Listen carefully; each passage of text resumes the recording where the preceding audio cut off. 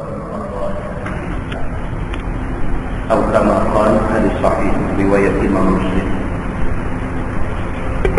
daripada Abi Hurairah radhiyallahu anhu, sabda Nabi sallallahu alaihi wasallam, apa pendapat kamu jika sekiranya di depan rumah kamu ada sungai, kamu mandi di sungai itu tiap-tiap hari 5 kali, adakah masih ada daki bagi orang yang berbuat begitu? Nabi SAW satu hari dia tanya sahabat. Nabi kata, kalau dah depan pintu rumah hangpa ada sungai, tiap-tiap hari hangpa mandi di sungai itu 5 kali. Agak-agak orang yang mandi sehari 5 kali ni badan dia berdaki ke tak? Qalu la ya Rasulullah. Sahabat kata, dah ya Rasulullah, kalau satu orang mandi sehari 5 kali ni tentu badan dia tak berdaki, tentu ni orang bersih. Qala Nabi sallallahu alaihi wasallam, Nabi kata, kadzalika salawatul khams yamhullah bihinna dzunub wal khataya. Nabi kata, begitulah bandingan sembahyang 5 waktu. Mana-mana orang yang tiap-tiap hari sembahyang 5 waktu dia tak lepas, subuh, zuhur, asar, maghrib, isyak, dia tak pernah miss, dia tak pernah lepas, maka sudah tentulah bagi orang yang sembahyang 5 waktu tak tinggal ni, Allah Subhanahu wa ta'ala akan padam segala dosa dan kesalahan dia. Hadis itu hadis sahih riwayat Imam Muslim.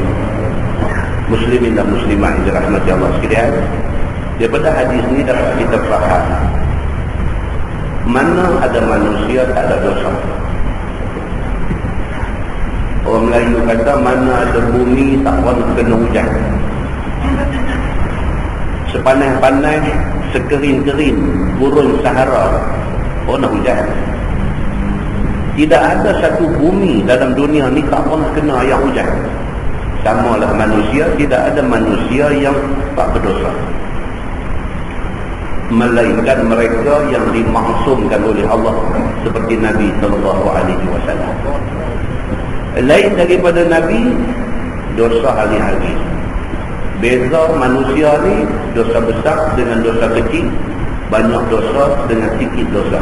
Dosa ada belakang.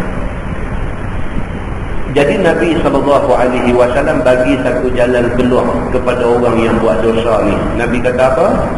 Sembahyanglah 5 waktu. Orang yang sembahyang 5 waktu, Allah Subhanahu wa ta'ala akan padam dosa dan silap yang dia buat di dalam hari itu. Di dalam sebuah hadis lain riwayat daripada Ali bin Abi Talib radhiyallahu anhu, kata dia, qala Nabi sallallahu alaihi wasallam, ma min muslim yuznibu dhanban fayatawadda wa yusalli rak'atain illa ghufira lahu. Atau kama qala, hadis riwayat Imam Ahmad.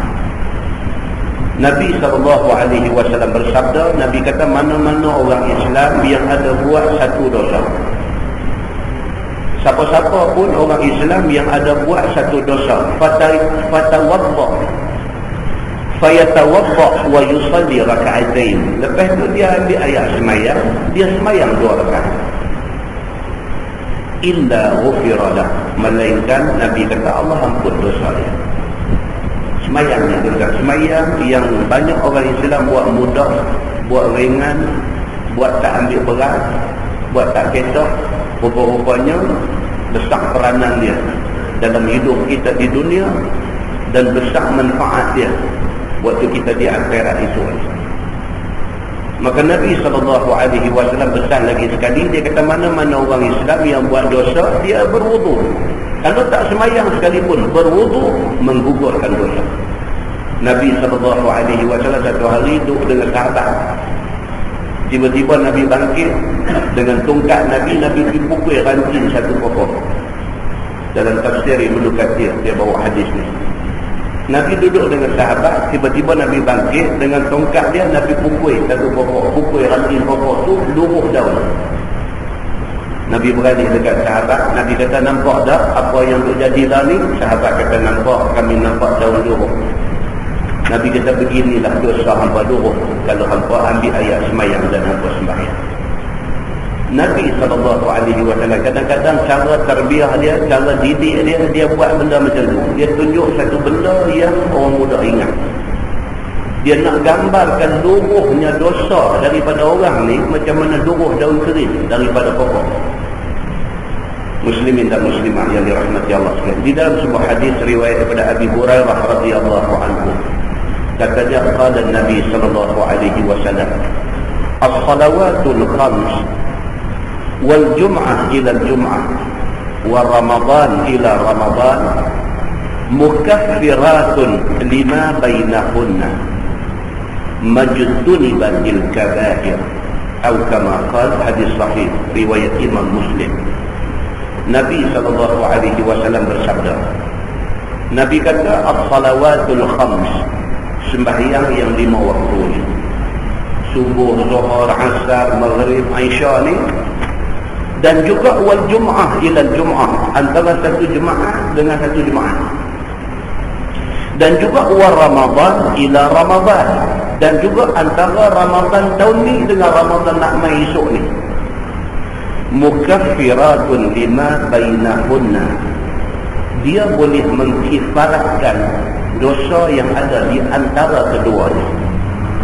Kalau semayang 5 waktu antara subuh dengan zuhur, Allah boleh kifaratkan dosa-dosa kecil kita. Dalam syarah hadis ni dia terangkan, maksudnya ialah apa? Orang yang selepas semayang dia duduk tunggu nak semayang pula. Orang macam ni, dia habis semayang subuh, hati ni duduk teringat nak semayang zuhur pula. Dia habis semayang zuhur, hati duduk teringat nak semayang asar pula. Habis semayang asar, hati duduk teringat nak semayang maghrib. Habis maghrib, hati duduk teringat nak semayang isyak. Orang yang jenis macam ni, yang dalam hadis lain Nabi SAW kata ada 7 golongan, yuzilluhumullahu fi zillih yawma la zilla illa zilluh. Orang, ada 7 golongan orang yang mereka ni akan mendapat teduh pada hari yang tak ada teduh, melainkan teduhan Allah Subhanahu wa taala. Mahsyar itu panas, matahari tu sejengkal dan kepala panas. Manusia di mahsyar itu duk cari teduh, duk cari tempat nak berteduh, tak ada tempat teduh, melainkan orang-orang yang Allah bagi teduh pada mereka. Siapa dia? 7 golongan. Nabi kata, di antara 7 tu satu hal ni, wa rajulun qalbuhu mu'allaqatun bil masajid, laki-laki yang hati dia, Nabi kata, duk tergantung di masjid. Simbolik, hati duk tergantung di masjid, maksudnya orang yang sentiasa ingat semayang, itu maksud dia. Maka berkaitan dengan hadis yang kita baca ni, Nabi kata orang yang sembahyang 5 waktu, dia sembahyang subuh duk ingat zuhur tak lagi nak buat, dia sembahyang zuhur duk ingat asar tak lagi nak buat. Orang yang hati dia dengan sembahyang ni tak boleh bercerai tanggai. Satu. Yang kedua, wal jum'ah ila jum'ah, orang yang pergi sembahyang jemaat, dia rindu jemaat lagi sekali. Jemaat ni dia mai awal, dia masuk, dia duduk dalam masjid, dia dengar isi khutbah, dia hayati isi kandungan khutbah dan sebagainya, dia semayang sampai sempurna, sampai bagi salam, sampai sah lera, dia memahami tentang semayang jemaat, dia ambil tahu hadis yang Nabi kata hari jemaat ni ada satu saat yang sangat mustajabah, satu saat yang sangat diperkenankan doa oleh Allah Subhanahu wa taala. Sebagian ulama kata saat itu satu lahzah, satu ketika di antara 2 khutbah. Ada ulama kata saat itu selepas sebaik-baik habis sembahyang. Ada setengah pendapat kata iaitu selepas habis doa sembahyang. Ada pendapat macam-macam. Orang ni dia menghayati benda ni, dia mencari-cari saat yang mustajabah ini. Orang ni dia terlepas dah, habis dah jemaah ni, dia nak tunggu pula jemaah lagi sekali kerana dia tahu manfaat dan fadilat hari jemaah ni. Maka orang macam ni masuk di dalam hadis yang kita baca ni. Dan juga orang yang Ramadan ila Ramadan, antara satu Ramadan dengan satu Ramadan, dia habis bulan puasa ni, dia rasa gundah gulana nak tunggu pula Ramadan lagi sekali. Duk ingat dalam hati ni, dan kata aku nak jumpa Ramadan lagi sekali. Bagi dia sebulan Ramadan tu dia tak puas, dia nak lebih lagi. Ni macam ni. Ini tentang kita suluh diri kita. Tengok muka kita di cermin, kita ada ke? Rasa macam tu punya manis. Ramadan kita yang lepas manis nak macam tu? Ada tak manis macam tu? Yang kita tunggu Ramadan ni, bila main Ramadan ni, kita maksimum menggunakan Ramadan yang Allah bagi dekat kita. Kita guna maksimum. Tarawih kita tak miss. Malam Ramadan diisi dengan qiyamul lail. Kita setidak-tidaknya bangkit tahajud 2 rakaat. Sahur kita tak pernah lepas. Ambil fadilat buka puasa awal, maksimum apa yang Nabi SAW abang dekat kita, yang kita perlu buat dalam bulan Ramadan, kita buat maksimum. Berakhir Ramadan dengan susah hati kita ni. Pasal apa? Dia takut aku tak dan Ramadan lagi sekali. Kalau kita ada rasa yang seumpama ini, Nabi kata mukaffiratun lima bainahunna, maka dia mengifaratkan dosa di antara keduanya. Nak mai pula Ramadan tu, jiwa kita ni duk tunggu Ramadan ni, Allah ifaratkan dosa-dosa kecil kita. Selagi mana Nabi kata majtuni batil kabair, selagi mana dosa besar tidak dilakukan. Siapa-siapa yang tak buat dosa besar dalam tempoh masa tu, Allah Subhanahu wa taala bersedia untuk mengampunkan dosa-dosa kecil dia. Hadis itu hadis sahih riwayat Imam Muslim. Di dalam sebuah hadis lain, riwayat daripada Ibnu Mas'ud radhiyallahu anhu, kata dia, qala Nabi sallallahu alaihi wasallam, inna Allah la yamhu as-sayyi bis-sayyi walakin yamhu as-sayyi bil hasan. Innal khabith la yamhu al-khabith. Atau kama qala, hadis sahih riwayat Imam Ahmad. Nabi sallallahu alaihi wasallam bersabda, Nabi kata sesungguhnya Allah dia tidak akan hapuskan satu kejahatan dengan satu kejahatan lain. Kita buat satu benda jahat, kita nak tutup jahat tu, kita buat jahat lain, tak selesai kita. Sama macam orang bohong. Orang cakap bohong, dia bohong sekali, dia nak tutup bohong tu, dia kena bohong pula. Sebab tak boleh, dah bohong dia nak kena bohong pula, baru boleh tutup lubang tadi ni, lubang bohong tadi. Jadi tak selesai masalah orang macam ni. Orang yang buat jahat, dia buat jahat lain pula, tak selesai masalahnya. Walakin yamhu sayyi'a bil hasan, tetapi kejahatan itu hendaklah dipadam dengan kebaikan. Nabi kata, kita buat jahat, bertaubat, minta ampun kepada Allah. Taubat itu benda hasan, benda baik. Kita buat satu benda salah dekat orang, dijumpa dia, minta maaf dekat dia. Minta maaf itu benda baik. Maka jahat yang kita buat dekat dia, tutup balik dengan kebaikan yang kita pergi buat dekat dia. Hadis itu hadis sahih riwayat Imam Ahmad. Tuan-tuan dan puan yang dirahmati Allah sekalian, itulah hadis-hadis yang kita baca, yang Nabi SAW beritahu kata orang Islam ni kena jadi baik. Mana yang lepas-lepas silap, salah, jahat, tak elok yang kita buat, sudah-sudah. Mana kena minta maaf buang. Mana nak kena minta ampun dengan Allah, minta ampun buang. Ke depan kita tengok kita nak buat benda yang baik-baik. Nah, mudah-mudahan mukadimah itu memberi manfaat kepada kita semua, insya-Allah. Kita sambung tafsir kita. Kita masih lagi di dalam tafsir surah Hud, muka surat 231. Muka surat 231. Dia kata khamsu awqat, cerita tentang sembahyang 5 waktu. Dia berkaitan dengan mukadimah kita tadi. A'udzubillahi minasyaitanir rajim. Wa aqimis salata tarafayn nahar.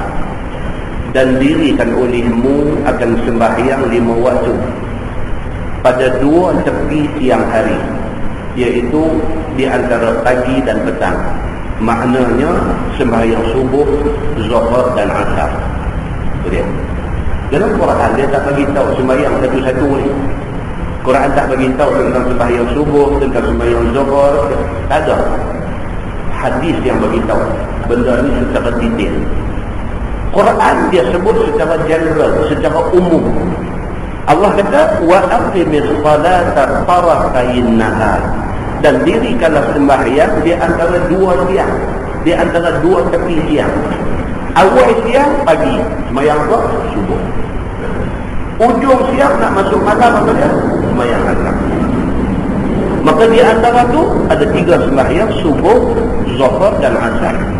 Wa zulafan minal lail, dan sepotong daripada awal malam, iaitu maghrib dan isyak.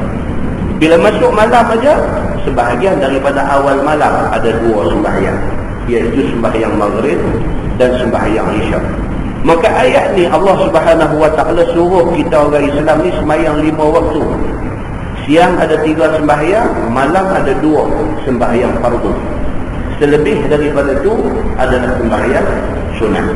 Baik.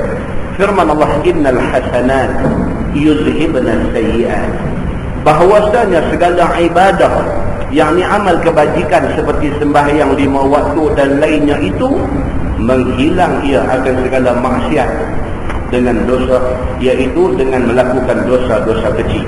Dia kata sembahyang dan juga apa juga amal lain, bukan sembahyang saja, sembahyang sunat ke, sembahyang fardu ke, dan juga amal lain, sedekah, tolong orang, senyum ke orang, itu semua termasuk di dalam al-hasanat. Allah sebut dalam ayat ni innal hasanat, sesungguhnya benda-benda baik, tak kira buat apa pun janji benda tu benda baik, yuzhibna sayyi'at, dia boleh menyebabkan dosa-dosa yang kita buat hilang, dihilangkan oleh Allah Subhanahu wa taala. Baik, dia kata bahawasanya segala amal kebajikan seperti sembahyang 5 waktu dan lainnya itu menghilang ia akan segala maksiat, iaitu dosa-dosa kecil. Turun ayat ini pada satu sahabat Nabi SAW yang telah terkena dosa kecil, yakni dosa dia ialah kucuk perempuan ajnabi. Ini satu sahabat, dia ada banyak riwayat tentang ini, banyak riwayat. Ada satu riwayat hadis menceritakan dia duduk jalan dalam satu kebun kurma, jumpa satu perempuan. Dia tengok perempuan tu tengok dia. Dia jatuh berkenan ke perempuan tu jatuh berkenan ke dia. Melarat sampai akhirnya tinggal tak berzina aja. Tinggal tak berzina aja, hak lain buat habis. Hak lain buat habis, tinggal tak berzina aja. Lepas dah tu sudah berasa takut. Dia pergi jumpa Nabi SAW. Dia surrender di depan Nabi. Dia kata, ya Rasulullah, aku sudah buat benda macam ni. Dia cerita habis semua dekat Nabi. Lah, saya pulang balik dekat Tuan. Tuan nak hukum apa dekat saya terima. Ini kesnya berlaku pada zaman Nabi SAW. Satu sahabat yang terkena dosa kecil, iaitu kucuk satu perempuan ajnabi, kemudian menyesal dia. Datang dia berkhabar kepada Nabi SAW. Sabda Nabi, engkau khianat kepada isteri orang yang pergi perang sabilillah. Nabi teruk pada dia ni. Dia pergi jadi hal dengan bini orang satu, teruk. Dia pergi jadi hal dengan bini orang yang pergi perang sabilillah. Oh, lagi tu. Zina, misalnya, zina dosa besar. Zina dengan jiran, dengan isteri jiran, lagi besar dosa. Zina dengan isteri jiran yang adik-beradik, lagi besar dosa. Nampak? Dia dosa besar. Tapi dosa besar dia pun dia ada kategori dia. Dia ada kelas dia. Berzina dah memang teruk. Berzina dengan isteri jiran, oh cukup teruk. Berzina dengan isteri jiran yang adik-beradik, lagi teruk. Sama dengan kes dia ni. Dia tak berzina. Dia tak berzina, tapi dia buat benda selain berzina. pula dengan isteri kepada satu orang yang pada masa tu suami kawan ni turun perang sabilillah. Bila dia mengadu dekat Nabi SAW, Nabi kata dekat dia, apa dah ni? Nabi kata, kamu ni telah berlaku khianat, kamu buat khianat kepada isteri orang yang pergi perang sabilillah. Kemudian tunduk Rasulullah SAW. Lepas Nabi kata begitu, Nabi tunduk macam keras. Nabi macam keras. Ada juga sahabat yang dibuat benda macam ni. Nabi macam keras, macam kecewa. Tidak berapa lama turun ini ayat. Dalam pada Nabi jadi tak seronok ni, Allah turun ayat yang kita baca tadi. Innal hasanat yuzhibna sayyi'at. Sesungguhnya buat benda baik, dia boleh menghilangkan dosa kerana buat benda-benda yang tidak baik. Turun ayat ni. Maka berkhabar kepada sahabat. Dan kata sahabat tadi, adakah ayat itu tertentu kepada hamba seorang sahaja ataupun manusia semua? Sabda Nabi SAW kepada manusia semua, yakni semua umatku. Dalam hadis dia kata, li jami'i ummati kullihim. Hadis ni hadis sahih riwayat Imam Muslim. Jadi bila turun ayat ni, Nabi panggil balik sahabat tadi ni. Sahabat yang sudah dibuat benda ni, sudah dibuat seelok dengan isteri satu orang yang turun dalam perang sabilillah. Yang tadi bila dia mengaku, Nabi kata dekat dia, apalah yang hang buat benda macam ni, hang khianat kepada orang yang buat baik. Lepas tu Nabi tolong, Nabi tak mau bercakap dengan dia. Bila turun ayat ni, Nabi panggil dia main balik. Nabi kata dekat dia, Nabi kata lah ni macam ni lah cerita dia. Allah Subhanahu Wa Ta'ala sudah turun satu ayat. Siapa yang buat benda-benda sayyi'ah, benda jahat, benda tak elok, benda keji, benda kosong, pergi buat benda baik. Pergilah sembahyang ke, pergilah sedekah ke, pergilah buat apa-apa benda baik. Mudah-mudahan dia boleh memadam jahat yang kamu buat itu. Bila dia dengar macam tu, dia tanya Nabi. Dia kata, ya Rasulullah, adakah ini untuk saya saja? Nah, Nabi kata, bukan untuk hang saja. Li jami'i ummati kullihim. Ini hukum untuk semua umat aku. Maknanya siapa pun kalau ada buat satu benda salah, benda tak baik, benda tak elok, perbanyakkan buat benda-benda baik. Mudah-mudahan Allah ampunkan mana-mana benda tak baik yang merupakan dosa kecil yang kita ada buat sebelum daripada itu. Firman Allah, zalika zikra lil-zakirin. Bermula yang demikian itu adalah pengajaran bagi segala orang yang mau menerima pengajaran. Benda ni dia menjadi pengajaran. Tapi bagi siapa? Bagi orang yang nak terima pengajaran. Bagi orang yang tak mau terima pengajaran, susah baca apa? Tak jalan. Bagi orang yang nak pengajaran, benda ni boleh menjadi pengajaran bagi dia. So kita ambil satu pengajaran apa dia? Kita banyak buat benda salah, benda jahat, benda tak betul, benda yang tak elok dan sebagainya. Perbanyakkan buat benda-benda yang elok, benda-benda yang baik, benda-benda yang apa. Kena perbanyakkan ni. Itu hari Tasu'ah. Lusa hari Ashura. Esok Tasu'ah 9 Muharram dia panggil Tasu'ah. Tasu'ah daripada Tis'ah. Kalau kita kira arah wahid, Isnin, Salasa, Arba'ah, Khamsah, Siksah, Sab'ah, Thamaniyah, Tis'ah. Tis'ah 9. Tasu'ah maksudnya hari yang ke-9 Muharram. Lepas tu Asyarah, hari Ashura, hari 10. Nabi SAW puasa pada hari 10. Nabi puasa pada hari 10. 10 Muharram Nabi puasa sunat. 10 Muharram Nabi puasa sunat tiap-tiap tahun. Sampailah tahun yang akhir sebelum Nabi wafat. Nabi SAW sebut, Nabi kata, kalaulah aku ada umur lagi tahun depan dan aku jumpa 9 Muharram, aku akan puasa 9 dan 10 Muharram. Nabi kata, jadi maknanya apa? Puasa 9 dan 10 Muharram itu sunat. Sunat. Ada di kalangan sahabat Nabi yang tak buat benda ni. Dia tak ambil hari 9, hari 10 ni. Dia amalkan puasa apa dia? Isnin Khamis. Dia amalkan puasa 3 hari dalam sebulan. Kalau kebetulan Ashura ataupun Tasu'ah itu jatuh pada hari dia nak amal puasa, hari Isnin ke, hari Khamis ke, ataupun 3 hari dalam sebulan, hari yang dia nak amal puasa, maka dia puasa. Tapi saja nak ambil Ashura, Tasu'ah, ada di kalangan sahabat yang tak buat. Tapi walau bagaimanapun, puasa hari 9 dan hari 10 Muharram sunat bagi semua orang Islam. Itu yang disepakati oleh ulama seluruhnya. Bagi orang-orang yang kuat, dia dah puasa dah hari ni. Isnin ni dia puasa sunat hari Isnin, esok dia puasa Tasu'a, lusa dia puasa Ashura. Dia ambil 3 ni. Orang cukup kuat. Tak tahu apa kuat, dia ambil esok dengan lusa, Tasu'a dengan Ashura. Bagi orang yang rasa lemah sangat, ambillah 10 Muharram. Kalau sampai tak buat, langsung tak apa syok. Kan? Kalau sampai tak buat, langsung tak apa syok. Jadi saya pesan dari saya pesan tuan-tuan semua. Kalau boleh, ambil Tasu'a dengan Ashura. Kalau tak boleh, ambillah Ashura. Hari 10 Muharram tu puasalah. Kerana itu amalan Nabi SAW. Nak buat suara buat, tak ada masalah apa. Tapi puasa ni yang lebih utama daripada bumuk suara. Muslimin dan muslimat yang dirahmati Allah sekalian. Firman Allah, wasbir fa inna Allah la yudhi'u ajral muhsinin. Dan sabarlah olehmu wahai Muhammad atas menyakiti kaum engkau itu, dan atas sembahyang 5 waktu itu. Maka bahawasanya Allah Subhanahu wa ta'ala tiada sia-sia akan pahala orang yang berbuat kebajikan, yakni dengan sabar atas melakukan taat kepada dia.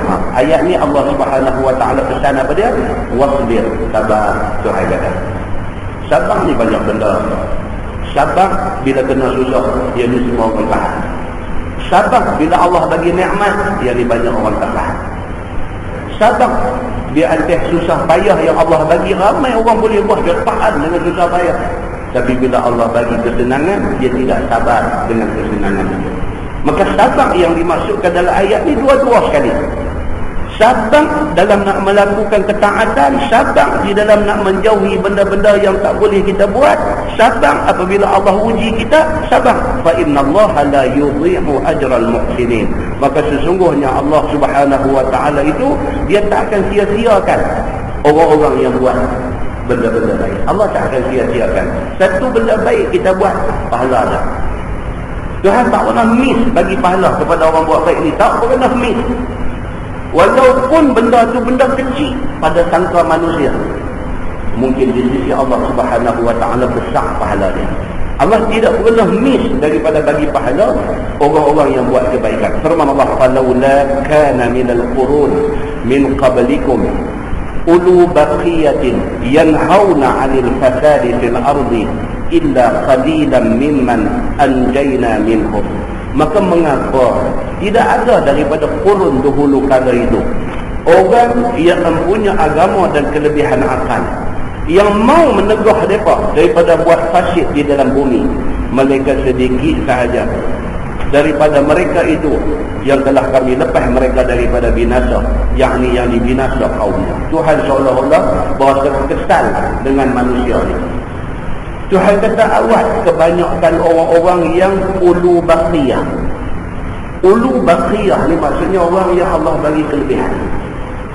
Orang kaya, orang yang ada kedudukan, orang yang ada kuasa, orang yang ada pengaruh, orang yang ada ilmu.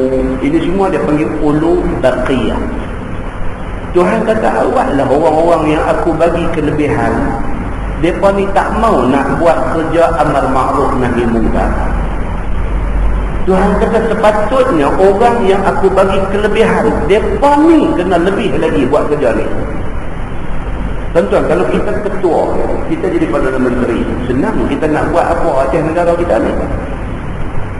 Bila kita jadi Perdana Menteri, senang kita nak buat pasal kuasa ada ke kita. Berbanding dengan kita ni tak ada apa, duk teringat nak buat banyak, kita tak boleh buat, tak boleh nak buat pasal kuasa tak ada. Tuhan kata, awas orang yang aku bagi kuasa, mereka tak guna kuasa mereka untuk buat benda-benda baik ni. Tuhan seolah-olah kesal dengan orang-orang macam ni. Aku bagi dekat dia kelebihan, aku bagi dekat dia kedudukan, aku bagi dekat dia kuasa, aku bagi dekat dia duit ringgit, aku bagi dekat dia ilmu pengetahuan, aku jadikan dia ni ulu baqiyah. Tapi awas golongan yang ulu baqiyah ni sejak dulu. Tuhan kata dalam ayat ni, sejak kurun dulu sampai hari ini, orang-orang yang aku bagi kelebihan tak berapa nak gelut buat benda-benda yang patut dibuat. Tuhan seolah-olah kesal dengan benda ni. Dan firman Allah, wattaba'al ladzina zalamu ma utrifu fihi, dan telah ikut oleh segala orang yang zalim itu akan barang yang bersedak-sedak mereka itu padanya daripada harta dan keinginan dunia, dan tidak hirau kepada jalan agama yang dapat selamat diri dunia dan akhirat. Dia kata orang yang ulu baqiyah ni, yang aku bagi kelebihan dekat mereka ni, mereka tenggelam di dalam nikmat keseronokan. Awaklah mereka ni jadi macam ni. Tuhan kata, maka kerana tu mereka menzalimi diri mereka sendiri. Mereka buat zalim dengan diri sendiri. Kerana apa? Kerana mereka ni tenggelam dengan nafsu, dengan dunia, dengan kesenangan yang sementara ni. Maka dengan kerana itu tidak selamat mereka di akhirat. Baik, sambung ayat tu, wa kanu mujrimin, dan adalah mereka itu berdosa sekalian, yakni kerana tidak ambil hirau hal agama menyebabkan jatuh mereka pada dosa tanpa disedari, tanpa diketahui. Itu dia. Kerana apa? Kerana ambil ringan hal agama. Ambil ringan. Maka kerana ambil ringan hal agama, mereka berdosa secara tak disedari. Ambil ringan, ambil mudah hal agama ni, buat tak apa kisah. Maka kerana tu mereka ni di hari akhirat esok mujrimin, mereka masuk dalam golongan orang-orang yang berdosa. Firman Allah, wa ma kana rabbuka liyuhlikal qura bizulmin wa ahluha muslihun, dan tiadalah Tuhan engkau ya Muhammad bahawa binasa satu kampung dengan zalim sedangkan ahlinya salih baik sekaliannya beriman kepada Allah.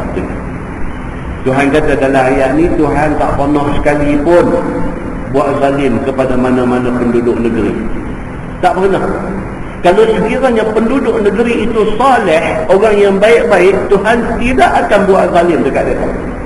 Kalau sekiranya Tuhan datangkan azab dekat mereka, maknanya mereka ini bukan orang-orang yang saleh, ataupun di dalam mereka ni terkandung orang-orang yang saleh dan ahli maksiat.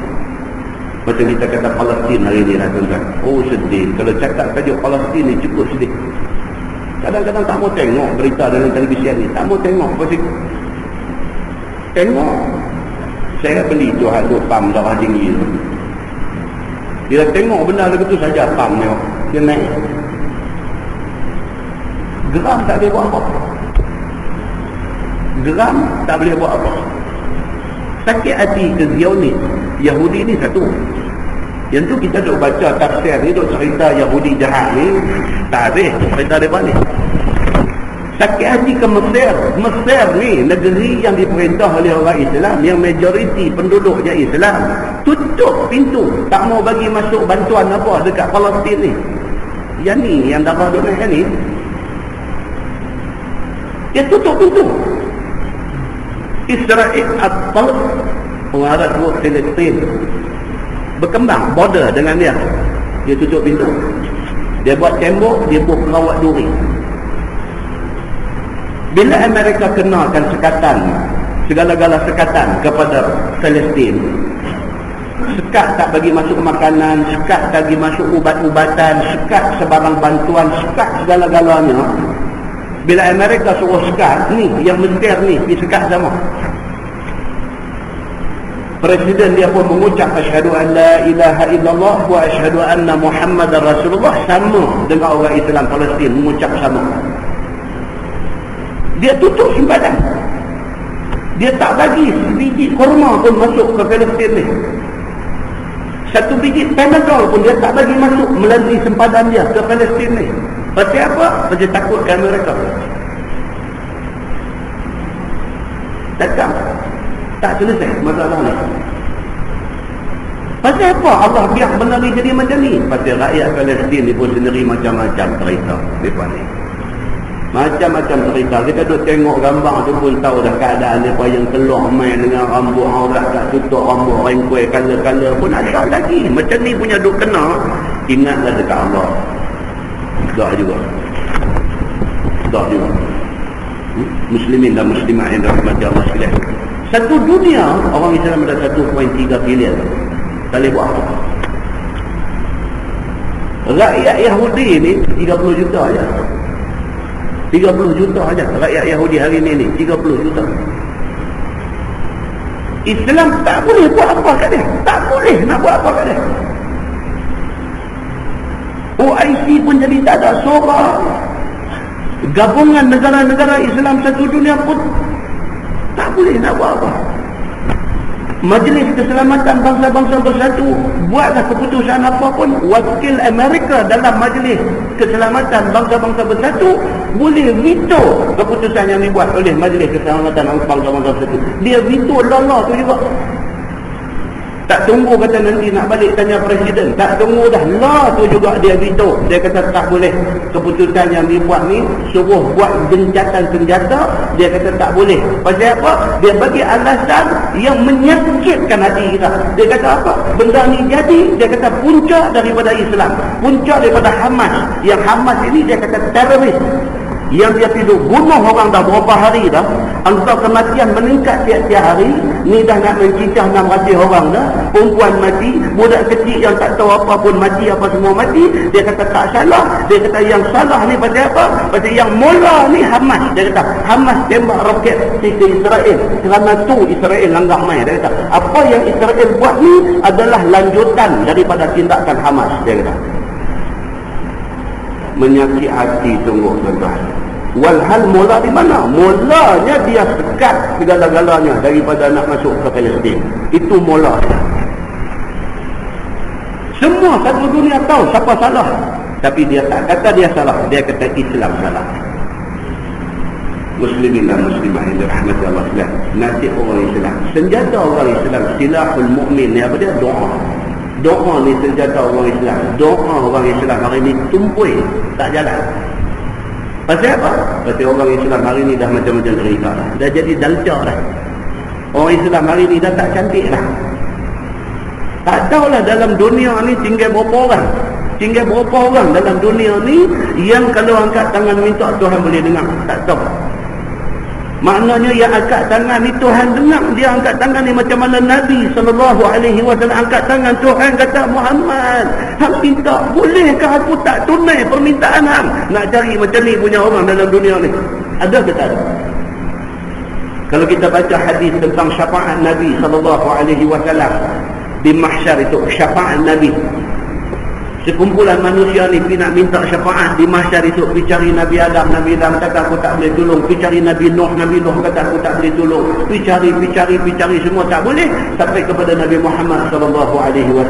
Bila sampai dekat Nabi Muhammad SAW, Nabi kata tak apa. Nabi pergi terus sujud di depan Allah, nak minta supaya Allah bagi syafaat kepada golongan ni. Nabi baru letak aja dari dia sujud, Allah kata, Muhammad, angkat kepala. Allah kata, Muhammad, irfa' ra'sak, angkat kepala hang. Jangan buat macam ni. Aku tak boleh dengar hang minta apa pun, aku akan bagi. Tu dia tuan-tuan. Sampai tahap tu Allah sayang ke Nabi ni, sampai Nabi tak kepala nak minta. Ya Tuhan kata jangan. Tuhan nak bagi dah. Ada orang Islam macam ni hari ni? Buat qunut nazilah ni minta sampai teriak-teriak merambu air mata, tak jalan tuan-tuan. Pasal apa? Tak cantik lagi kita ni. Dalam hadis yang menceritakan tentang satu orang manusia yang musafir sampai rambut jadi kusuk masai. Akhirnya sampai di satu tempat dia angkat tangan. Farafa'a yadayhi, angkat dua tangan dia nak minta dekat Allah. Ya Rabb, ya Rabb, dia minta Tuhan, ya Tuhan, ya Tuhan, dia minta. Tuhan kata, macam mana aku nak makbulkan doa dia ni? Wa mat'amuhu haram, wa mashrabuhu haram, wa ghudiya bil haram. Tuhan kata, macam mana aku nak makbul doa dia ni? Mat'amuhu haram, dia makan benda haram. Wa mashrabuhu haram, dia minum benda haram. Wa ghudiya bil haram, perut dia penuh dengan benda haram. Fa anna yustajabu lah. Tuhan kata, macam mana aku nak makbulkan doa dia? Bukan Tuhan tak mau makbul, tapi syarat untuk nak makbulkan doa tu tak ada. Pengajaran daripada ni tuan-tuan, saya pesan diri saya pesan dekat tuan-tuan, pengajaran daripada benda ni kita bagi elok diri kita. Tuan-tuan kira ramai lah, kira majin. Kita perbetul diri kita buat seberapa cantik, seberapa elok, cerai, yang seberapa baik yang kita boleh buat. Kod Allah Subhanahu Wa Taala nak terima kita. Satu orang yang bila angkat tangan minta, Tuhan nak makbul doa kita. Muslimin dan muslimah yang dirahmati Allah sekalian. Ini apa yang berlaku kepada umat Islam dalam dunia hari ini. Maka dalam ayat yang kita baca, Tuhan kata, "Wa ma kana rabbuka liyuhlikal qura bizulmin ahluha muslihun." Dan tiadalah Tuhan engkau wahai Muhammad bahawa nak binasa satu kampung secara zalim sedangkan ahlinya saleh, baik sekalian yang mukmin kepada Allah Subhanahu Wa Taala. Tuhan kata kalau penduduk negeri itu semua saleh, semua mukmin, aku tidak akan benarkan satu kezaliman pun jadi kepada mereka. Muslimin dan muslimat yang dirahmati Allah sekalian. Firman Allah, "Walau syaa rabbuk la ja'ala an-nasa ummatan wahidah." Dan jika kehendak Tuhan engkau ya Muhammad, nescaya menjadi akan manusia sekalian itu umat yang satu, iaitu agama Islam. Tuan-tuan, Allah sebut dalam Quran. Allah kata apa? "Walau syaa rabbuk la ja'ala an-nasa ummatan wahidah." Tuhan kata kalau aku mau, kalau aku nak satu dunia ni jadi beriman kepada aku boleh buat bila-bila mati. Tuhan kata kalau aku mau semua manusia yang ada atas muka bumi ni, aku mau mereka jadi Islam, mereka jadi beriman kepada aku.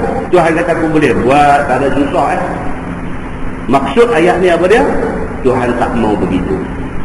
Tuhan bagi jadi manusia, Tuhan bagi akal suruh fikir. Manusia dengan akal yang Tuhan bagi, dia fikir, dia cari jalan benar yang mana satu. Kalau akal dia pilih untuk nak ambil jalan yang tak betul, jalan sesat, jalan yang melencong daripada kebenaran, itu pilihan dia. Maka ilmu Allah, yang kata ilmu, kita dah belajar sebab 20 ni, ilmu Allah. Maka ilmu Allah, Allah tahu dah, aku bagi jadi dia ni, aku bagi akal kat dia, aku tahu dah dia akan pilih jalan tak betul. Maka Allah mentakdirkan dia jadi orang yang sesat. Bukan Tuhan menjadikan dia, Tuhan saja pergi bagi dia sesat, itu zalim. Tuhan tak buat macam tu. Tuhan buat manusia, Tuhan bagi akal dekat dia, Tuhan suruh dia fikir. Dia fikir keputusan yang dia nak buat tu, Tuhan dah tahu dah. Ilmu Tuhan ni meliputi, Tuhan dah tahu dah esok dia ni akan pilih jalan sesat. Maka Tuhan mentakdirkan dia jadi orang sesat. Allah Subhanahu Wa Taala kata kalau aku nak jadikan semua orang beriman, senang bagi aku, bukan susah pun. Dalam ayat lain Allah sebut, "Lau syaa rabbuk la amana man fil ardi kulluhum jami'an." Kalau sekiranya Tuhan kamu mau, la amana man fil ardi kulluhum jami'an, nescaya beriman semua penduduk bumi ini. Afa anta tukrihun nas hatta yakunu mu'minin. Tuhan kata, adakah kamu nak paksa manusia suruh mereka jadi beriman? Tak boleh. Kita tak boleh paksa orang suruh beriman. Kita boleh dakwah orang, dia nak ikut ke dia tak mau ikut, dia nak beriman ke tak ke, itu pilihan dia. Kita menyeru dia kepada jalan kebaikan. Apa dia itulah contoh klasik dalam Islam ni, apa dia? Kisah Nabi nak suruh pak penakan yang masuk Islam ketika nak mati. Itu contoh paling klasik dan paling berkesan. Ya ammi qul la ilaha illallah. Pakcik katalah la ilaha illallah. Abu Talib ni tengok muka Nabi ni, Allahu akbar, inilah anak penakan yang aku sayang lebih daripada anak aku sendiri. Aku tahu dia daripada hari beranak dia sampai hari ni. Aku kenal hati budi dia. Aku tahu dia bawa agama yang benar. Beralih tengok balik kiri, adik dia ada. Adik dia kata, "Ya Aba Talib, hal targhabu an millati Abdul Muttalib?" Dia kata Abu Talib, betul ke ni hang nak tinggal agama nenek moyang kita? Agama bapa hang sendiri, Abdul Muttalib. Susah hati dia. Pasal dia ketua kaum. Dia tak mau last minute dia pergi keluar tinggal agama nenek moyang dia. Dia tu takut esok ada orang tak suka ke dia, pergi kencing atas pokok dia. Dia tu ingat macam-macam.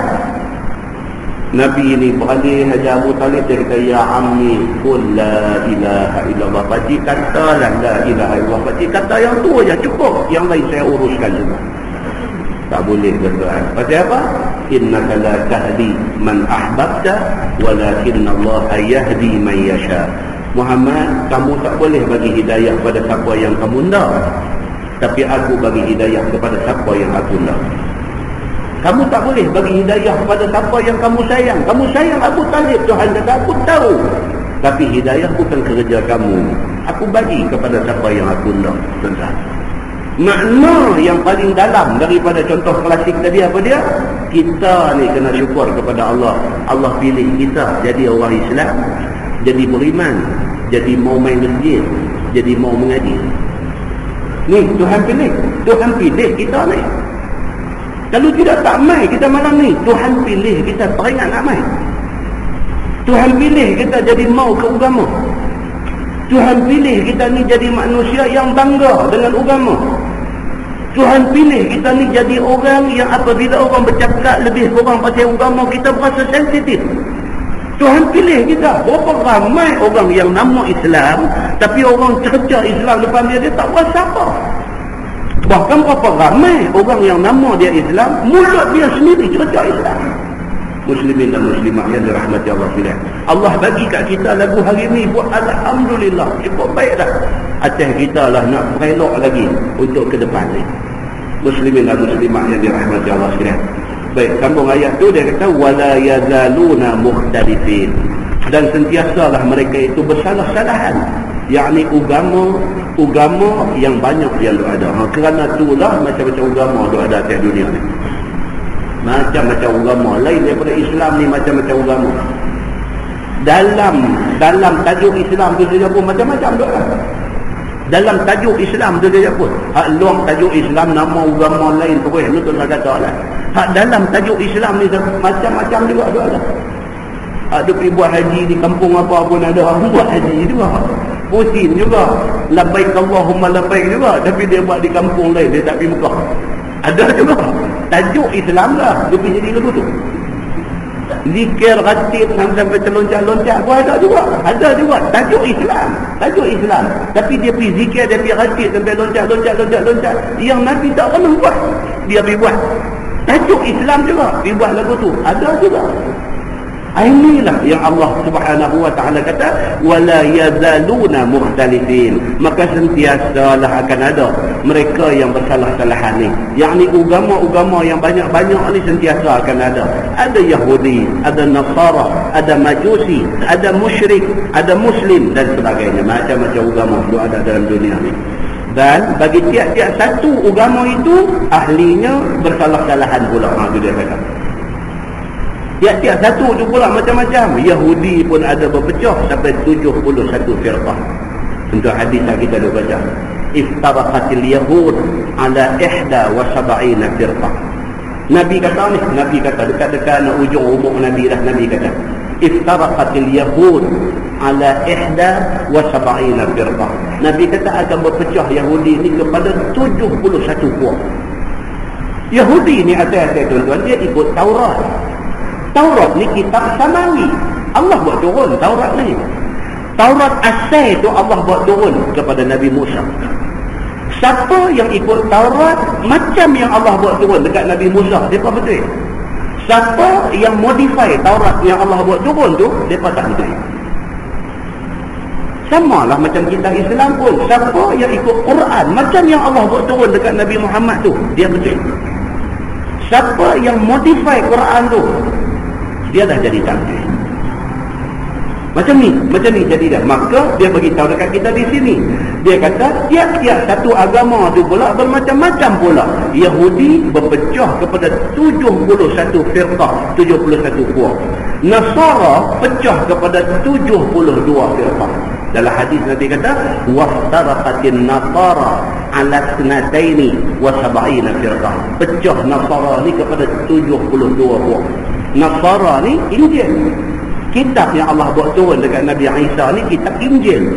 Nasara yang ikut Injil macam yang Allah buat turun dekat Nabi Isa betul ya benar?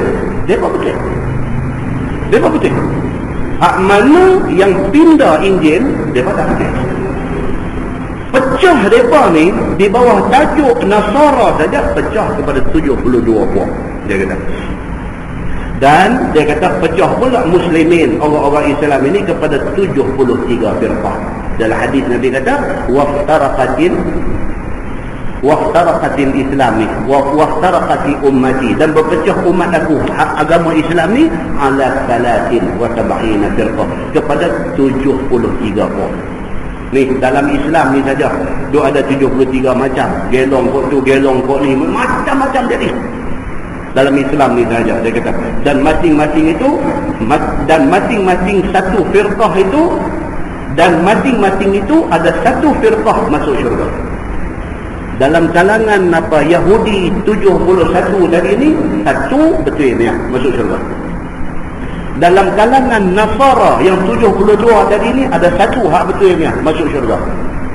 Dalam kalangan umat Nabi Muhammad yang Islam 73 ni, ada satu yang betul masuk syurga. Hak lain semua bermasalah.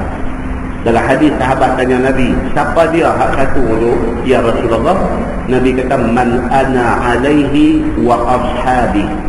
Nabi kata orang yang ikut jalan aku dan jalan sahabat-sahabat aku. Nabi kata itu saja yang betul. Man ana alaihi, jalan yang aku duduk atas jalan tu, wa ashabi, dan sahabat-sahabat aku duduk atas jalan tu. Jalan apa? Jalan Quran dan hadis Nabi sallallahu alaihi wasallam. Itu sahaja dia kata, iaitu orang yang beramal dengan yang diamal oleh Nabi sallallahu alaihi wasallam sahaja yang akan masuk syurga, dan yang lainnya neraka. Demikianlah juga dengan Yahudi dan Nasara. Dia kata illa man rahima rabbuk, melainkan mereka yang dirahman akan dia, yang dikasihani akan dia oleh Tuhan bagi jalan agama Islam yang sebenar, maka tiadalah kesalahan. Orang hak Tuhan pimpin dia orang yang mendapat rahmat, dapat belas kasihan Tuhan. Hak ni kena minta tuan-tuan. Yang ni yang kata malam-malam pukul 3, pukul 4, umur-umur kita ni dia duduk jaga malam. Pukul 3 terjaga, sedar ayat liang lah. Kadang dia buncah nak jaga tersedar ayat liang. Dia duduk main umur bila 40 lebih, 50 lebih ni, dia cukup sensitif. Beralih silap sikit pun sedar bangkit, duk kongkong biji mata pun sampai berayak apa semua. Bangkitlah, pergi pancong, ambil ayat-ayat semayang apa semua. Allahu akbar, 2 rakaat. Kita baca di masjid ni ke masjid mana itu ni, yang Nabi SAW bagi tahu. Nabi kata siapa yang terjaga waktu malam, dah tidur dah terjaga, tak kira pukul berapa, terjaga pukul 12 kata terjaga pukul 1 kan, yang penting lepas insya kita dah tidur dah, lepas pada tidur terjaga. Bila jaga-jaga dia kata apa? La ilaha illallah wahdahu la syarikalah, lahul mulku wa lahul hamdu, yuhyi wa yumiit wa huwa ala kulli syai'in qadir. Alhamdulillah, subhanallah, wa la ilaha illallah, wallahu akbar, wa la hawla wa la quwwata illa billahil aliyyil azim. Siapa yang bangkit kata banyak tu, Nabi kata apa dia? Allah ampunkan dosa dia. Kemudian berdoa dia, tak sembahyang kau lagi ni, baru bangkit tu wajah katil tu, kata lagu tu wajah la ilaha illallah wahdahu la syarikalah. Baca hak tadi ni, habis tu angkat tangan minta doa, Allahumma ighfirli wa liwalidayya, ya Allah ampun aku, ampun dosa dua mak bapak aku. Nabi kata apa? Allah perkenankan doa dia. Siapa yang bangkit pula lepas dah baca la ilaha illallah wahdahu la syarikalah semua ni, bangkit pula pi fatawadda, Nabi kata, dan dia berwudu, fasalla raka'atain, dia sembahyang 2 rakaat. Nabi kata apa? Pasti Allah terima sembahyang itu. Hadis itu hadis sahih riwayat Al-Bukhari. Tuan-tuan, ni peluang ada depan kita ni, peluang ada lagu tu. Buat, bukan nak tunggu hari Ashura main nak puasa saja ni, hari-hari boleh buat ni. Terjaga semua Tuhan kita hafal dah. Jaga-jaga la ilaha illallah wahdahu la syarikalah, lahul mulku wa lahul hamdu, yuhyi wa yumiit wa huwa ala kulli syai'in qadir. Hafal dah benda tu. Cuma nak baca bila terjaga je. Alhamdulillah, subhanallah, wa la ilaha illallah, wallahu akbar, wa la hawla wa la quwwata illa billahil aliyyil azim. Hafal dah semua tu, bukan satu doa baru yang kita nak sebut susah. Semua hak kita hafal dah. Kemudian angkat tangan minta. Dalam keadaan tak ada ayat semayang, dalam keadaan apa tu, angkat tangan, duk atas kaki tu, angkat tangan minta, ya Allah, minta ampunlah atas dosa-dosa tu. Nabi kata apa? Allah akan terima doa itu. Kalau sedikit lagi bangkit pergi pancung ayat semayang 2 rakaat, Nabi kata Allah pasti terima sembahyang itu. 2 kali ulang. Buat untuk kebaikan kita, bukan untuk siapa-siapa. Baik, sambung dia firman Allah, walidzalika khalaqahum, dan bagi yang demikian itu, yakni bersalahan dan rahmat itu telah jadi Allah Taala akan mereka itu. Sengaja Allah takdirkan jadi macam tu. Ada manusia yang bersalah-salahan agama dan ada manusia yang memilih jalan agama yang betul. Allah jadikan begitu sebagai ujian kepada manusia. Wa tammat kalimatu rabbik, dan telah tetap hukum Tuhan, tiada berubah lagi akan hukum itu. La amla'anna jahannama minal jinnati wan nasi ajma'in, demi kebesaran aku, kata Tuhan, demi kebesaran aku, la amla'anna jahannama minal jinnati wan nasi ajma'in, sesungguhnya aku akan penuhkan neraka jahanam itu daripada kalangan jin dan manusia sekalian. Tuhan bersumpah dalam ayat ni. Tuhan sumpah dalam ayat ni, Tuhan kata apa? Wa tammat kalimatu rabbik, benda ni sudah ditetapkan Allah. Apa dia yang Tuhan tetapkan? La amla'anna jahannama minal jinnati wan nasi ajma'in, aku akan penuhi neraka itu daripada kalangan jin dan manusia. Demi Allah, Tuhan bersumpah dengan nama dia sendiri. Tuhan kata, demi Allah, demi kebesaran aku, neraka itu aku akan isi dengan jin dan manusia.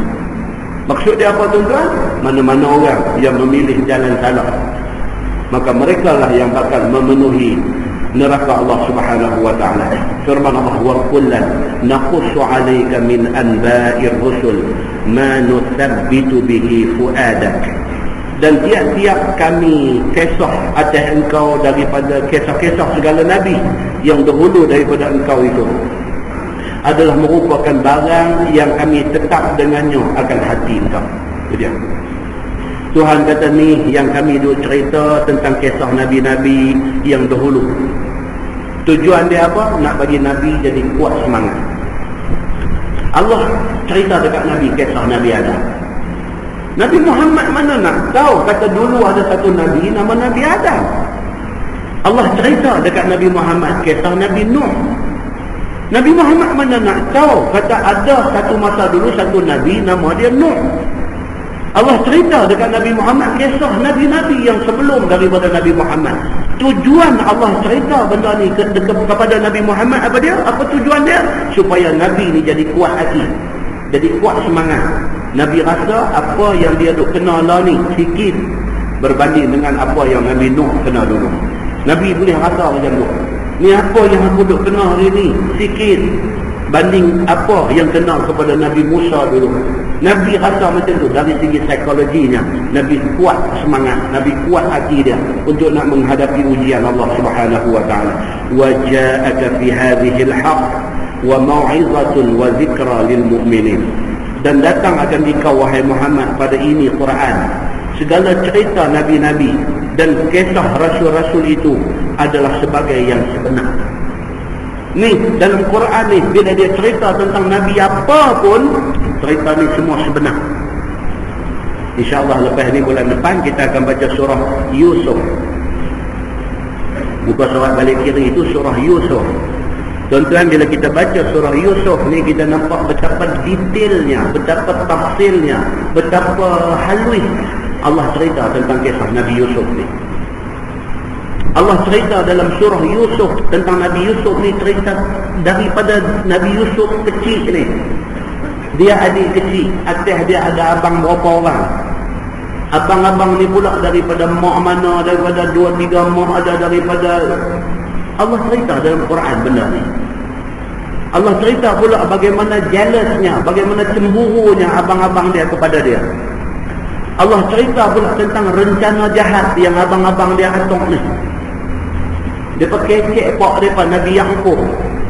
Pasal Nabi Allah Yusuf alaihi salam ni, Nabi Allah Yusuf alaihi salam ni keturunan Nabi. Nabi Yusuf alaihi salam ni keturunan Nabi. Nabi Yusuf ni anak siapa? Anak Nabi Yaqub. Nabi Yaqub ni anak siapa? Anak Nabi Ishaq. Nabi Ishaq ni anak siapa? Anak Nabi Ibrahim Khalilullah. Daripada zaman Tok Nek Nabi kepada Tok Wan dia, Nabi kepada Pak dia, Nabi, dia Nabi. Keturunan Anbiya, keturunan Nabi-Nabi. Bagaimana Nabi Yaqub ni dah tahu dah anak dia daripada 12 anak ni, Yusuf ni Allah nak bagi jadi Nabi. Sudah tentu sayang dia lebih. Pula lagi Nabi Yusuf ni comel. Pula lagi Nabi Yusuf ni pula satu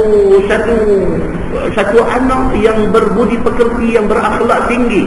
Pula lagi banyak kelebihan Nabi Yusuf ni. Jadi Nabi Yaqub ni lebih sayang kepada dia. Jealous abang-abang hak lain tu. Quran cerita detail macam tu. InsyaAllah bulan depan kita baca. Gezek kena bagi lah. Tadi dia main hujan, dia pun kata main pula. Ya, jadi bila ada gezek tu boleh ingat main malam ni. Tu belum masuk 4 Nabi Yusuf kena joy. Macam mana yang kita tu tengok cerita apa misai konsert yang nak joy tak laku. Ya mak Ahmad Alfaq ke? 3 Abdul ke apa ke? 3 Abdul ke?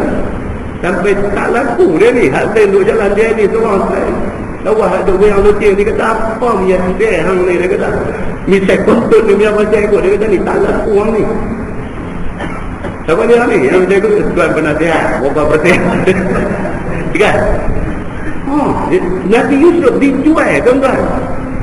Daripada abang-abang dia pergi lempang masuk dalam telaga, jumpa ke golongan yang musafir, angkat keluar mai apa, jual dengan harga yang murah. Quran cerita kata jual dengan harga murah. Yang kemudiannya rencana Allah ni dia mengatasi segala bala. Rencana Allah ni dah buat kata macam tu dekat dia. Allah atok benda ni, atok, patah balik. Raja pergi beli dia. Raja pergi beli dia yang akhirnya dia jadi raja Mesir. Nabi Yusuf ni. Cerita habis bulan depan tak ada lah kan. Jadi ada lagi cerita tu. Jadi kita apa sikit. Jadi ini yang kata Quran ni dia main cerita-cerita macam ni. Wa ja'aka fi hadhihi al-haq wa mau'izatun wa dhikra lil mu'minin. Dan datang kepada engkau wahai Muhammad pada cerita Quran ini cerita yang sebenar. Tuhan kata, dan pengajaran dan peringatan bagi segala orang yang beriman. Quran ni dia tak ada cerita tipu, dia tak ada cerita dongeng. Quran ni cerita yang sebenar. Yang tujuan dia apa? Wa zikra lil mu'minin. Dia nak bagi satu peringatan, satu reminder kepada orang yang beriman. Macam tu. Baik. Firman Allah, wa qul lil ladzina la yu'minun i'malu ala makanatikum inna 'amilun. Maka kata olehmu bagi segala orang yang tak beriman itu, kerjalah kamu atas tempat kamu. Kami kerja sekalian atas tempat kami, yakni daripada mengesahkan Allah dan mengangkat Islam. Wantaziru inna muntazirun. Maka nanti kamu dan kami juga nanti sekalian untuk lihat siapa yang dapat balasan bahagia dan celaka. Itu dia. Tuhan suruh Nabi Muhammad last sekali dikata dekat orang yang tak mau beriman ni. Dah macam-macam dah, Quran dah baca, mukjizat dah main, segala hujah semua dah bagi, tak mau nak beriman juga. Allah kata dekat Nabi Muhammad, Allah Muhammad dikata dekat daripada tu. Last dah. Hujah dah habis, hujah dah, Quran dah habis baca dah, semua dah habis buat dah, depa ketegang juga, tak mau ikut juga. Muhammad dikata dekat depa satu saja. Apa dia? Dikata dekat depa, lah ni hangpa buatlah apa hangpa nak buat, aku buat kerja aku. Sana esok kita tengok siapa betul. Itulah sama macam kita hari ni, kita bercakaplah pasal Quran, pasal hadis, pasal apa kita baca, orang nak dengar, orang tak mau dengar, orang nak lawan. Last kita katakan dia betul lah. Lalu macam ni, aku tetap pendirian aku percaya kepada Quran dan hadis Nabi. Hang nak percaya apa, terpulang dekat hang. Satu benda, aku tak sabar nak tunggu akhirat esok. Aku nak tengok hang betul ke aku betul. Habis. Maka kita tak berduka cita. Kalau tidak duka cita, kita ajak orang tak mau ikut ni duka cita. Cukup duka cita. Ubat duka cita dia last yang tu aja. Setelah kita berdakwah secukup-cukupnya, itu kalam yang kita bawa pulang. Tak apa, buatlah macam mana hang percaya hang buat, aku dengan kepercayaan aku. Akhirat itu Allah tunjuk, hang betul ke aku betul. Habis. Allah Subhanahu wa taala suruh Nabi kata begitu, "Wantaziru inna muntazirun." Dan nantilah kamu, kami juga akan nanti sekaliannya untuk lihat siapa yang dapat balasan bahagia dan siapa yang akan dapat balasan celaka. Walillahi ghaibus samawati wal ardh. Dan bagi Allah lah segala yang ghaib daripada tujuh lapis langit dan juga bumi. Artinya diketahui segala ketentuan itu bagi Allah semata-mata saja. Yang betul-betul tahu dunia akhirat ni Allah saja. Kita tahu banyak mana pun sikit aja. Quran kata apa? Wa ma utitum minal ilmi illa qalila. Tuhan kata, dan tidaklah aku bagi ilmu kepada makhluk aku ni illa qalila, melainkan sikit aja. Ilmu hak sikit Tuhan bagi tu manusia boleh buat macam-macam hari ni. Dr. Mahathir tulis dalam apa nama Mingguan Malaysia hari Ahad lepas. Saya baca artikel dia bagus. Dia tulis dalam artikel dia, bila orang interview dia pasal Yahudi ni, baca dia punya, dia ni rajin baca buku, dia orang fikir banyak, baca tulisan dia boleh. Dia kata apa? Amerika ni dia kata memang jenis suka bunuh orang. Dia kata kita bercakap ke, kita tunjuk perasaan ke, kita buat apa pun, dia kata tak jadi apa. Mereka ni sampai bila-bila pun dia akan terus bunuh orang. Kita orang Islam hari ni senjata pun tak cukup lagi, dia kata. Tapi Amerika hari ni mereka dah ada tahap nak mencipta senjata di angkasa, dia kata. Kita hari ni senjata, tonton tengok di Palestin tu. Di Palestin ni kalau rakyat ni senjata dia apa dia? Kutip batu, gambar, ambil gambar berapa kali pun dia lempang di batu tu. Batu tu pun ambil dari mana? Ambil bangunan kena bom punya, pecah, kutip batu tu punggai balik. Yang rejim Zionis dia pakai apa? Oh, sekali-sekali keluar dalam berita tunjuk senjata dia hadap. Tentera Malaysia pun tak ada senjata tu. Pasal apa? Pasal Amerika membekalkan senjata dekat dia. Dr. Mahathir kata apa? Dia kata senjata yang dibekalkan oleh Amerika tu, senjata tu dibuat daripada duit orang Arab. Ya. Betul. Dia kata tu betul. Senjata yang Amerika buat hantar dekat Israel, yang Israel guna untuk tembak orang Islam Palestin ni, senjata tu dibuat guna duit orang Arab. Pasal apa? Seluruh negara Arab yang Allah bagi jadi kaya dengan minyak ni, semua mereka simpan duit mereka dalam bentuk dolar. Duit itulah yang di-rolling oleh Amerika. Amerika sebenarnya sebuah negara bankrupt. Siapa percaya Amerika ni sebuah negara bankrupt? Tapi dia boleh rolling duit orang Islam disimpan dekat dia. Maka dia kata selagi mana dolar diagung-agungkan, maka selagi itulah Amerika akan kuat. Itu sebab seruan demi seruan, Dr. Mahathir pun seru, Tok Guru Ni Aziz Kelantan pun seru, seruan sama. Apa dia? Suruh negara-negara Islam ni guna dinar Islam, guna dinar emas Islam. Tujuan dia apa dia? Tujuan dia nak bagi Amerika punya ekonomi ni jatuh. Bila kita tak pakai dolar dia jatuh. Tapi tak jalan. Pasal apa? Semua pergi deposit duit di Amerika. Duit itulah yang digunakan untuk buat senjata yang bermacam-macam, yang kemudiannya patah balik mai dekat Zionis, Yahudi, yang kemudiannya digunakan untuk bunuh orang-orang Islam. Hari ini Palestin kena, ke depan tak tahu apa. Warning ni dah pindah ke Syria dah. Warning pasal apa? Syria cakap kuat. Syria dengan Lebanon cakap kuat. Apa? Mereka tak tepi tak dulu, lah mereka nak settle Palestin ni dulu. Duta Palestin di Malaysia, di Kuala Lumpur kata apa? Dia kata dalam dunia hari ini tidak ada satu pun negara dalam dunia yang dijajah kecuali Palestin, dia kata. Tuan-tuan tunjuk mai, dia kata dekat saya, mana ada satu negara dalam dunia hari ini yang kena jajah? Tak ada, dia kata. Palestin lah satu-satunya negara yang dijajah, dia kata. Negara lain kalau kena jajah dari segi lain, jajah dari segi ekonomi, jajah dari segi sosio kebudayaan, jajah fikiran. Tetapi yang kata Palestin ni kena jajah macam mana cerita penjajah duk masuk negeri-negeri dulu, mai duk jajah Malaysia, mai duk jajah apa ni, macam Belanda masuk mai, macam Portugis masuk mai tu. Dia jadi macam tu.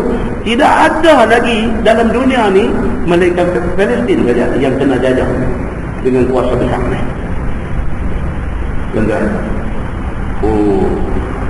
Tak tahu, kita baca yang tu, kita baca sumber ni, kita baca daripada sini, kita baca. Nak buat macam mana? Itu yang cerita dia. Nak buat macam mana? Pagi tadi saya tengok TV3 pagi tadi.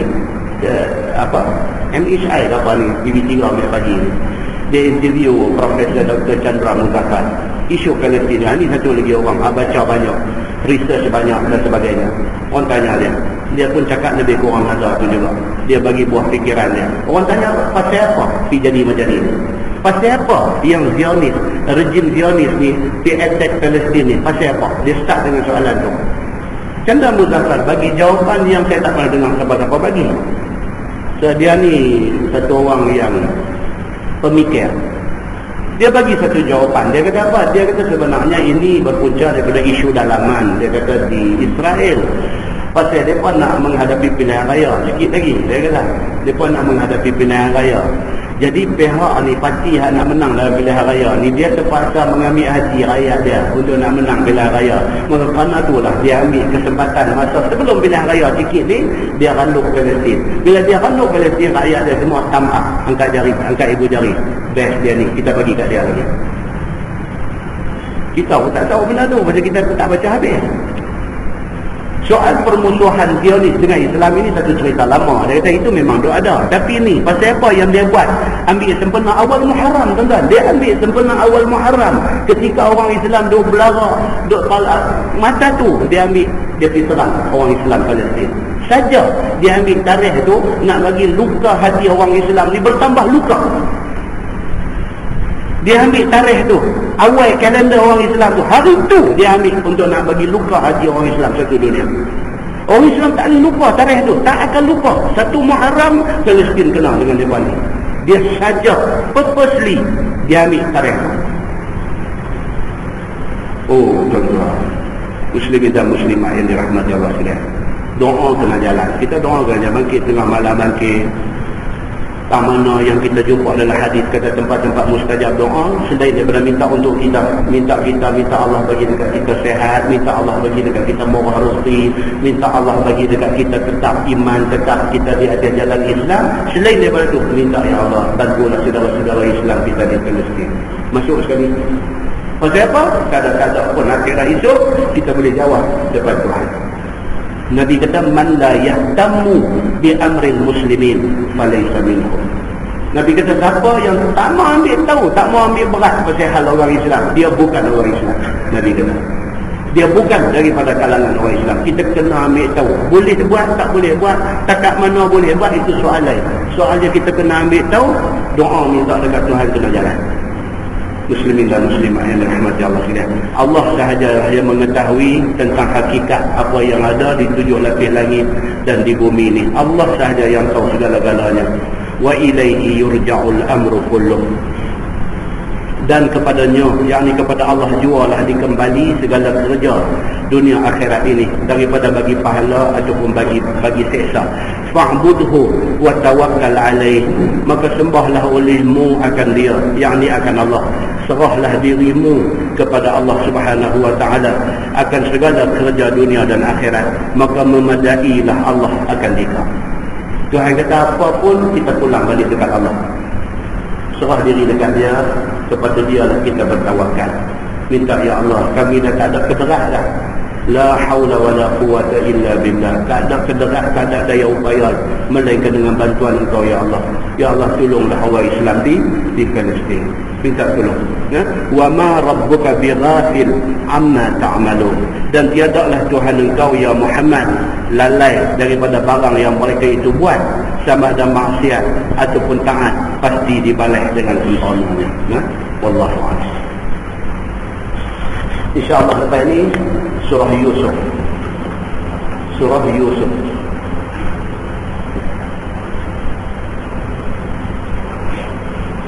Surah Yusuf ni tuan-tuan adalah surah yang mengandungi kisah detail tentang Nabi Yusuf. Dan dia adalah satu perkara lain, perkara yang jadi sebelum Nabi Muhammad ada berapa lama dah. Maka benda tu ghaib, benda tak tahu. Allah bagi tahu, baru Nabi Muhammad tahu, baru Nabi Muhammad cerita ke kita. Dan dia merupakan mukjizat Nabi Muhammad. Di antara mukjizat Nabi Muhammad, tahu benda-benda yang siapa pun tak tahu. Mukjizat Nabi Muhammad. Kemudian dalam satu riwayat daripada Imam Al-Baihaqi. Imam Al-Baihaqi di dalam kitab dia ada tulis satu kitab nama Ad-Dalail. Imam Al-Baihaqi kata Surah Yusuf ni dia ada satu cerita. Apa dia? Dengan turunnya surah Yusuf ni, Nabi baca kepada orang Yahudi. Orang Yahudi, mereka kitab Taurat. Bila mereka dengar Quran tentang surah Yusuf ni, cerita pasal kisah ni satu-satu tentang Nabi Yusuf ni, exactly, tepat macam yang dalam Taurat mereka. Maka sekumpulan Yahudi masuk Islam bila dengar surah Yusuf ini.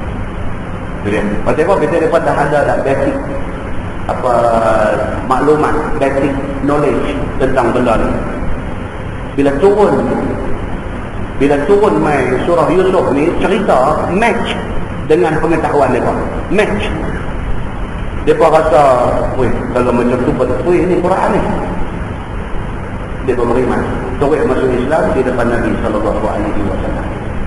Ini yang kata ada kisah-kisah terselindung di sebalik kisah Nabi Yusuf ini.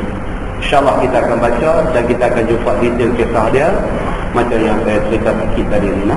Wallahu a'lam. Kita tangguhkan majlis ini dengan tasbih kafarah dan surah Allah.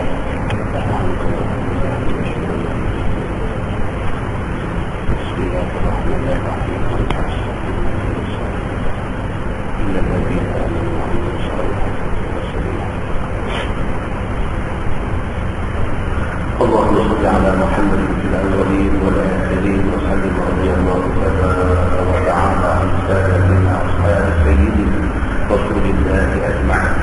بسم الله الرحمن الرحيم. الحمد لله رب العالمين حمدا يوافي نعمه ويكافئ مزيدا.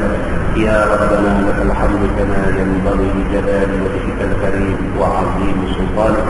رضينا بالله ربا وبالاسلام دينا وبمحمد نبيا ورسولا. اللهم افتح علينا فتوح العارفين وارزقنا فهم النبيين بجاه خاتم المرسلين. اللهم فقهنا في الدين وعلمنا التأويل واهدنا صراطك المستقيم. اللهم أرنا الحق حقا وارزقنا اتباعه وأرنا الباطل باطلا وارزقنا اجتنابه. اللهم انصر الإسلام والمسلمين وأذل الشرك والمشركين والكفر والكافرين والنفاق والمنافقين والظلم والظالمين.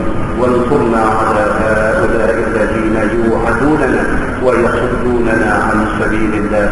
اللهم لا تدع لنا ذنبا إلا غفرته ولا مريضا إلا شفيته ولا هما إلا فرجته ولا دينا إلا أديته ولا مظلوما إلا نصرته ولا حاجة من حوائج الدنيا والآخرة إلا قضيتها يا رب العالمين. ربنا آتنا في الدنيا حسنة وفي الآخرة حسنة وقنا عذاب النار وقنا عذاب النار وقنا عذاب النار. وصلى الله على محمد وعلى آله وصحبه وسلم والحمد لله رب العالمين. السلام عليكم. kuliah miskin akan semua dalam miskin dia untuk Bukan Yahudi main bodoh. Dia kira bodoh untuk nak buat masjid baru. Jadi kita tangguh kuliah tu sehingga masjid baru dia siap. Baru dia sambung. Jadi belum bagi sahabat-sahabat. Assalamualaikum. Orang Yahudi main bodoh lah. Bukan Yahudi. Tak ada apa nak tak